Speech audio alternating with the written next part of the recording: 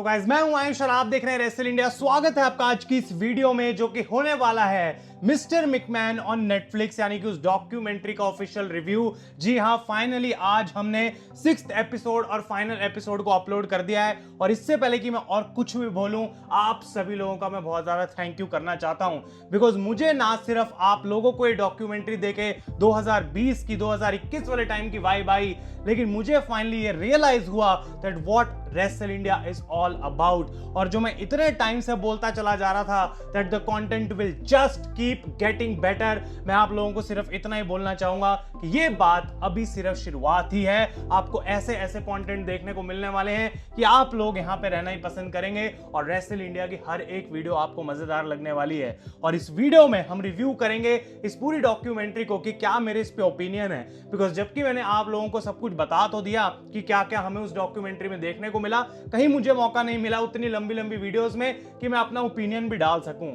और ये होगा प्योरली मेरा ओपिनियन। तो अगर आपने अभी तक वो डॉक्यूमेंट्री के 6 एपिसोड नहीं चेकआउट करे हैं, लिंक आपको मैं डिस्क्रिप्शन में नीचे दे दूंगा, आपको जरूर जाके वो पहले देखने चाहिए इससे पहले कि आप लोग आके इस रिव्यू को सुने। तो भाई ऑब्वियसली इस डॉक्यूमेंट्री के अंदर बहुत सारी चीजें हमें देखने को मिली, और मैं अगर बताऊं तो मुझे काफी इंजॉयमेंट हुई इस डॉक्यूमेंट्री को देख के, मुझे बहुत ज्यादा पसंद आई। और ये जो मेरा रिव्यू रहने वाला है ये कोई क्रिटिकल रिव्यू नहीं होगा, मैं किसी न्यूज़पेपर के लिए रिव्यू नहीं लिख रहा हूं कि लोगों को देखनी चाहिए कि नहीं देखनी चाहिए, कि मैं इसको 5 में से स्टार्स दूंगा, ऐसा नहीं है। ये मेरा ऑनेस्ट रिव्यू है और मैं प्रोज और कॉन्स आप लोगों के सामने रखूंगा कि क्या मुझे अच्छा लगा, क्या बुरा लगा, या फिर क्या चीजें इतनी अच्छी नहीं लगी, और उसके बाद अपना फाइनल रिव्यू आपको इस वीडियो के अंदर देने वाला हूं। तो अब एंड तक देखते रहें, चैनल पर नए हैं तो सब्सक्राइब कर दे भाई, इससे बेटर कोई टाइम नहीं है रेसल इंडिया को सब्सक्राइब करने का, और वीडियो को आप एंड तक जरूर देखते रहें। तो पहला पॉइंट जो मैं बोलूंगा वो ये कि इस डॉक्यूमेंट्री से बहुत कुछ मुझे सीखने को मिला। मुझे ऐसा लगता है कि बिजनेस के बारे में और विंस मैकमैन के बारे में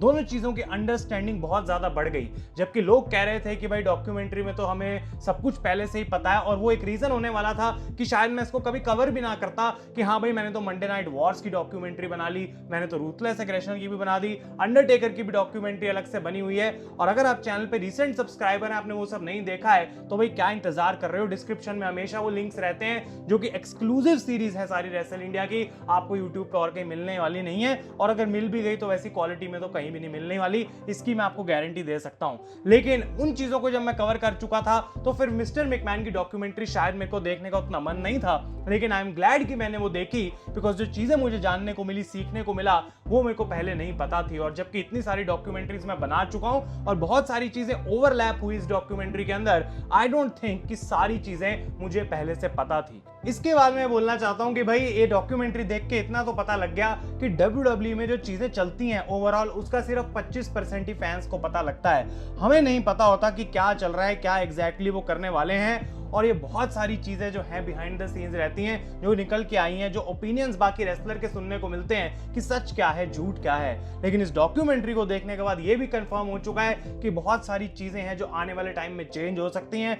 जो कि अनसर्टन है, और कई सारी ऐसी भी चीजें हैं जो कि इतनी बड़ी डॉक्यूमेंट्री बनाने के बाद भी नेटफ्लिक्स ने शायद इसके अंदर मेंशन नहीं करी, या मिस्टर मैकमैन का मुंह उस बारे में नहीं खुला। तो हम पहले प्रोज की बात करते हैं कि क्या चीजें मुझे बेस्ट लगी इस डॉक्यूमेंट्री में। तो सबसे पहले तो मैं बोलना चाहूंगा without a doubt, Mr. McMahon is the most important figure in professional wrestling. Check. Mr. McMahon is the best booker in professional wrestling. Check. और Mr. McMahon एक genius businessman है। चेक। उनको अपने बिजनेस के अलावा भले ही कुछ दिखता नहीं था, लेकिन उसकी वजह से जो वो बिजनेसमैन बने, भाई उसका कोई कंपटीशन भी नहीं है। जिस तरीके से WCW को हराया, और ये उनके शुरू से खून में था, जिस तरीके से उन्होंने कट थ्रोट तरीके से WWE को खरीदा अपने फादर से, और उसके बाद एटीट्यूड एरा को लेके आए, सारे लॉसूट्स को साथ साथ हैंडल करा। इतनी सारी प्रॉब्लम्स होने के बावजूद विंस मैकमैन ने उन सारी चीजों को हैंडल करा और इतने टाइम तक अपनी कंपनी को टॉप पे रखा और number 1 source of sports entertainment बनाया WWE को। दूसरी चीज जो मुझे ऐसा लगता है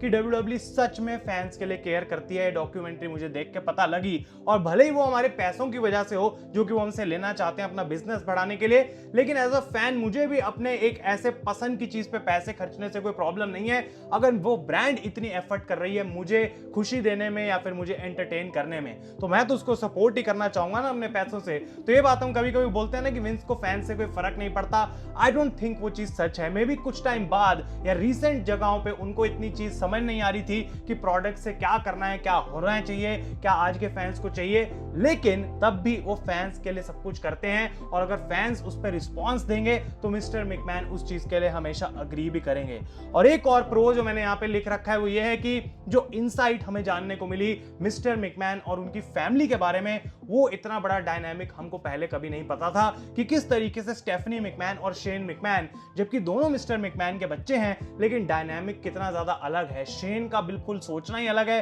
स्टेफनी कुछ अलग तरीके से सोचती हैं, और कैसे विंस मैकमैन अपने बच्चों को देखते हैं। और स्पेशली जब उन्होंने डिसाइड कर लिया था कि ये कंपनी मैं किसी को नहीं देने वाला, तो तब उनके बच्चों ने रिएक्ट कैसे किया। तो हमें बहुत सारी इनसाइट्स जानने को मिली और शेन मैकमैन ने खुद ये बात बोली कि मैं कभी ढंग से नहीं बताऊंगा कि मेरा और विंस का रियल लाइफ रिलेशनशिप कैसा रहता है, लेकिन उनकी रिस्पेक्ट जीतना तब भी शेन मैकमैन के लिए एक बहुत बड़ी बात थी। तो जो फैमिली वाला एपिसोड था पर्सनली मेरा काफी ज्यादा फेवरेट भी था। और अगर आप कॉन्स की बात करें, कुछ ऐसी चीजों के बारे में जो कि बेकार थी या फिर इन द सेंस कि इस डॉक्यूमेंट्री में नेगेटिव की तरह निकल के आई, उनमें से पहली थी कि Vince McMahon is a twisted human being. भले ही ये बंदा कितना भी अच्छा बिजनेसमैन हो, भले ही इन्होंने जो चीजें करी हैं जिसके लिए वो अभी तक गिल्टी प्रूव नहीं हुए हैं वो सारी फेक हो, लेकिन जो उनके खुद के ओपिनियंस और वर्ड्स हैं, सिर्फ उन बेसिस पे मैं अपना ये ओपिनियन फॉर्म कर रहा हूं। बिकॉज मैंने आपको बहुत सारे ऐसे मोमेंट्स बताए पूरी डॉक्यूमेंट्री में जहां मुझे सुन के लगा मैन व्हाट द हेल, अगर इस बंदे के दिमाग में ये चल रहा है और ये बातें अपने ओपिनियन में इतने आराम से बोल रहा है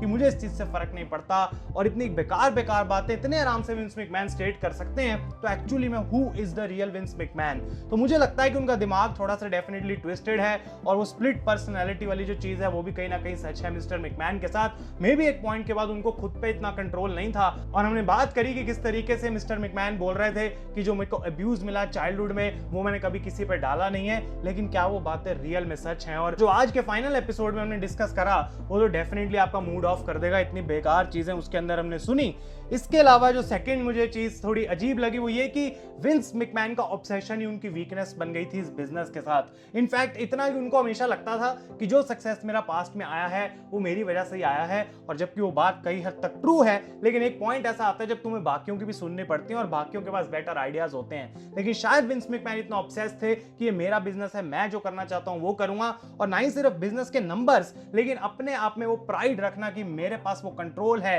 वो पावर फील करना, वो विंस मैकमैन की कहीं ना कहीं जाके एक वीकनेस बन गई। और कुछ क्लेम्स जो उन्होंने खुद करे कि हाँ भाई मैं तो ऐसा ही हूं, मुझे इन चीजों से फर्क नहीं पड़ता, वो तो भाई देख के दिमाग ही खराब हो गया कि मिस्टर मैकमैन के दिमाग में ये सब भी चल रहा है। और फाइनली जो लास्ट कॉन मैंने लिखा है वो ये है कि Netflix has actually effed up, because Netflix को अगर ये डॉक्यूमेंट्री बनानी थी मिस्टर मैकमैन के ऊपर और उसके अंदर डीप डाइव करना था, वो काफी कुछ कर सकते थे, और कुछ ऐसी एक्सपेक्टेड चीजें जो शायद पहले कभी नहीं हमने सुनी थी। अब मैंने आपको बोला कि बहुत सारी चीजें मुझे भी नहीं जानने को मिली और वो कहीं ना कहीं सच है, लेकिन क्या ये पूरा मैं नेटफ्लिक्स से क्रेडिट ही छीन लूंगा इस चीज का? बिल्कुल भी नहीं, बिकॉज ये डॉक्यूमेंट्री बनते बनते ही जो है वो बंद हो गई थी और उसके बाद इंटरव्यूज नहीं ले पाए वो मिस्टर मैकमैन से, तो उनको काइंड ऑफ डायरेक्शन इस डॉक्यूमेंट्री की चेंज करनी पड़ी। और आई थिंक आधी डॉक्यूमेंट्री से थोड़ी सी ज्यादा फिल्म हुई होगी और उसके बाद मिस्टर मैकमैन अवेलेबल ही नहीं थे, तो उनको ये बस डॉक्यूमेंट्री को बनाना था और वेट करना था एक टाइम तक जब उनके पास इनफ इंफॉर्मेशन हो कि एक इतने एपिसोड्स बन सके कि हम इसको लॉन्च कर पाए। तो नेटफ्लिक्स ने ऑब्वियसली इस पे इतना पैसा लगाया था तो उनको पैसे वापस भी बनाने हैं, उनके लिए भी एक बिजनेस डिसीजन था। लेकिन डेफिनेटली जहां पे उन्होंने गलती करी या फिर हम कह सकते हैं थोड़ा ऑब्वियस चीजें करी, वो यही था कि दे स्टेटेड द ऑब्वियस। बहुत सारी चीज जो Monday night Wars, ruthless aggression की डॉक्यूमेंट्री में हमें सुनने को मिली, अंडरटेकर की लास्ट राइड में, वो सब चीजें यहाँ पे रिपीट करी गई थी और फैंस काफी उस बात से नाखुश थे कि हम तो मिस्टर मैकमैन की डिटेल जानने के लिए आए हैं, लेकिन यहाँ पे ये क्या चल रहा है, हमें एटीट्यूड एरा में WCW की रेटिंग्स के बारे में क्यों बताया जा रहा है। लेकिन मैं 100% उस बात के अगेंस्ट नहीं हूं, बिकॉज वो सारी चीजों में भी मिस्टर मैकमैन का क्या थिंकिंग थी, विंस क्या सोच रहे थे, वो डॉक्यूमेंट्री में जरूर डाला गया। तो ये जो रिव्यू करते हैं ना लोग, आई डोंट नो क्या करते हैं भाई, उनके दिमाग में पहले ही होता है कि आज को तो 3 स्टार देने हैं, लेकिन मैं इसका इतना नेगेटिव रिव्यू कर नहीं सकता। और फाइनली मुझे अगर क्लोज डाउन करना हो इस वीडियो को तो मैं बोलूंगा personally I really love the documentary. मुझे जितना देखने में मजा आया उससे कई गुना ज्यादा आप लोगों को बताने में और ये डॉक्यूमेंट्री बनाने में आया। और अगर ये बोरिंग सी डॉक्यूमेंट्री होती, मेरा मन ही नहीं लग रहा होता, तो I don't think guys otherwise मैं यहाँ पे 2 घंटे से भी ज्यादा की रिकॉर्डिंग्स कर सकता हूँ, उनको एडिट कर सकता हूँ, अपलोड कर सकता हूँ और आप लोगों को बस ऐसे ही दे रहा हूँ, लेकिन मेरा अंदर से कुछ मन नहीं है। आई थिंक ये काफी हद तक आप वीडियोस देखते ही बता सकते हैं कि किस तरीके से मेरा पैशन उसमें दिख रहा है और डेफिनेटली कि उन चीजों के बारे में मैं बात करना चाह रहा हूँ। और फाइनल पॉइंट जो इस रिव्यू का है वो ब्रॉक लेसनर को मैं मेंशन करना चाहता हूँ कि जो चीजें सुनने को मिली आज के फाइनल एपिसोड में, उसके बाद Brock Lesnar is in real trouble. और आई डोंट थिंक कि जब तक ब्रॉक लेसनर की सामने नहीं आ जाती चीजें एटलीस्ट WWE के पास इंटरनली कि कहीं ना कहीं वो क्लियर है, उसका केस से नाम हम हटा सकते हैं, चाहे भाई वो फ्रॉड करें चाहे कुछ भी करें, लेकिन लीगली जब तक ब्रॉक लेसनर इस चीज से क्लियर नहीं है, आई डोंट थिंक WWE के लिए एक सेफ डिसीजन है to bring back Brock Lesnar. जितना मेरा अंदर का रेसलिंग फैन चाहता है कि ब्रॉक वापस आए और WWE में तबाही मचाएं, गुंथर के साथ उनका मैच हो रेसलमेनिया में, लेकिन ये सारी चीजें उस सबसे बढ़के हैं। और अगर ब्रॉक के वापस आने के बाद ये सब चीजें सामने दोबारा आएंगी, जो कि पॉसिबल है, बिकॉज अगर ब्रॉक के बारे में बात हो रही है तो मीडिया उनके बारे में रिसर्च चालू कर देगी और कोई नहीं चाहेगा एक बार फिर से WWE में कि इतनी मुश्किल से जब विंस गायब हुए हैं तो ये सारी चीजें उनको हॉन्ट करने के लिए वापस आ जाएं। तो ओवरऑल आई विल से कि मेरे को मजा आया ये डॉक्यूमेंट्री देखने में। आप लोग भी कमेंट्स में अपने रिव्यू मुझे बता सकते हैं कि कैसी आपको ये डॉक्यूमेंट्री ओवरऑल लगी, क्या आपके इसके थॉट्स हैं। और गाइस फाइनली अब ये इस वीडियो के साथ डॉक्यूमेंट्री खत्म हो चुकी है। होपफुली कुछ टाइम बाद एक और नई हम किसी चीज पे डॉक्यूमेंट्री स्टार्ट कर पाएंगे रेसल इंडिया पे, लेकिन तब तक और भी बहुत सारा कंटेंट मैं प्लान कर रहा हूं जो कि हटके है और आप लोगों को जरूर उसके लिए बने रहना चाहिए। तो thank you so much for watching guys. यहां तक अगर आपने सब कुछ सुना है तो इस वीडियो को लाइक जरूर करें। तब तक के लिए मैं हूं आयुष और आप देख रहे हैं रेसल इंडिया।